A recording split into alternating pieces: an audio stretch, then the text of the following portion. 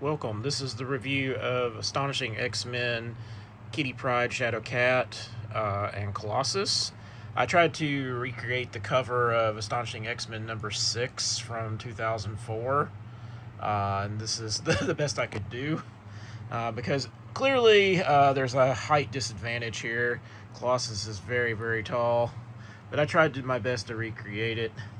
I don't normally pose stuff on my videos, but this is one of my favorite covers by John Cassidy, who did the cover for number 6.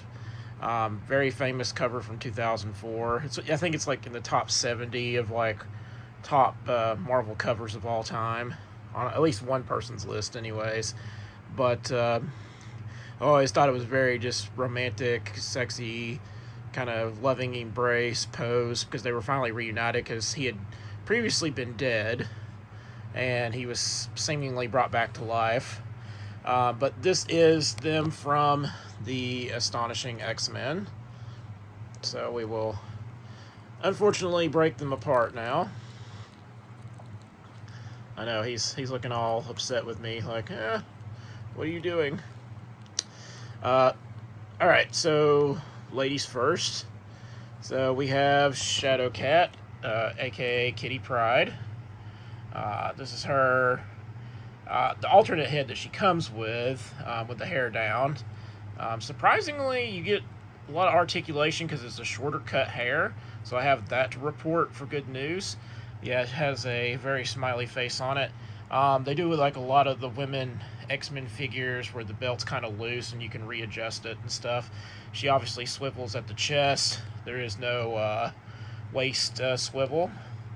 Good arm flexibility. I wish they had a little bit longer arms, elbows to do the pose that I just had her in. Because that was my problem, is this arm was fine, but when you did that one, when you want to wrap this arm around his bicep, you really can't do it. These are the alternate hands that come on it. Normally they come with the fist. So when you get it out of the box, it'll have the fist hands on there. And it'll actually come with the head with the ponytail. So obviously, with this figure, you're not going to have any problems with articulation with the head as far as getting the kind of poses you might need for her to be in for like battle poses and whatnot. So I have that to report, so that's good news, because normally it's always bad news when I talk about the female Marvel Legends figures. And of course, it wouldn't be Kitty Pryde without her little buddy Lockheed. Lockheed from the comics that she got off of one of the planets that the Brood tried to destroy from back in the day. And of course, this is from the this is continuing. They're building the team out for Astonishing X-Men Volume 3. We've already got Wolverine. We've got Beast that I've already covered. Shameless plug, so check out those reviews that are on the channel. The Wolverine was released a part of like the 85th anniversary of Marvel, and then they just released Beast with the little. He was part of the Wave 2 mini comic book wave thing that they did. So go check those out if you haven't already. But I have no issues with Kitty Pryde. I kind of wishing they had done like kind of more of like the loving embrace picture from the cover and had one alternate head with her eyes closed. I thought that would have been like a nice touch to try to recreate that pose, because I would love to put that on my shelf as them doing that, but I have to put her like on a clear stand or just have her somehow like standing on his feet or something, which is always a possibility. So all in all, great figure. So if you're trying to build out your Astonishing X-Men team, this was the comic book that Joss Whedon unfortunately canceled. He wrote for the first 4 years of the book until it ended in 13. But let's move on from that and talk about our boy Colossus here.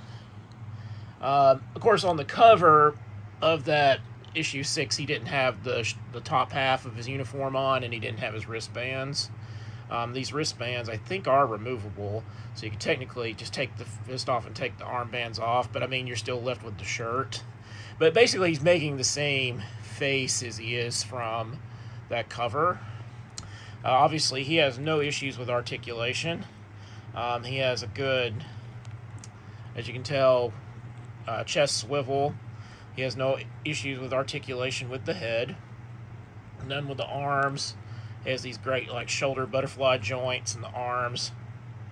I will but say, be careful with this elbow. When I was bending mine, it felt like I was going to break the peg off on that side, trying to get him so he could hold her at her waist and stuff. So just be aware that with these big guys, sometimes don't put too much pressure when you're trying to like bend that elbow. So I had to be really, really careful with that, because that's all you need is a broken arm Colossus. Surprisingly, he's a little bit lighter than the one that we got in that the anniversary pack where he's real shiny too. So if you already had that Colossus, he's not as heavy as that one. He's pretty light, surprisingly. So I don't know if they just used a lighter plastic or something on him. But like I said, no issue with articulation. And of course, both of them, I forgot to mention, both of them are pinless. So he is not a hybrid bigger figure with like pinned arms or pinned legs. So finally, you have a fully pinless figure of Colossus for the Astonishing X-Men. Now, these are the hands that don't come on him on the figure. These are just in with the pack. He actually comes with the fist hands already on him when you open it up. So those are the hands that come on him. He does come with an alternate head of his growly face, because you do need growly face, you know, because Colossus gets mad and he has to smash through a wall or smash through a tank or something. But I put these hands on him so he could like hold her at the waist and stuff, so that's why those are already on there. Because normally for the reviews, I always leave the hands that are already, just come how the figure comes or whatever. But this is everything that comes with the Colossus.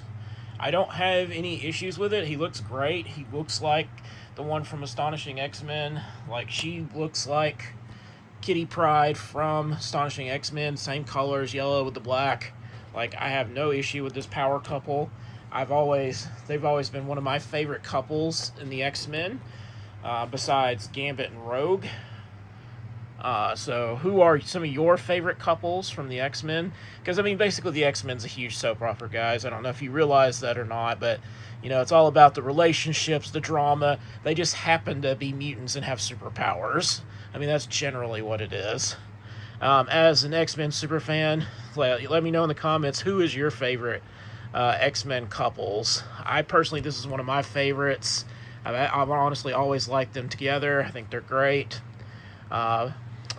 Remember to like, share, subscribe if you haven't already, and thank you to all my current subscribers. We are going to continue to grow this channel and continue to have great reviews here. Remember to hit that bell notification for when the next video drops. And remember, like I said, please comment. Tell me who your favorite X-Men couple is. And as always, thank you for watching.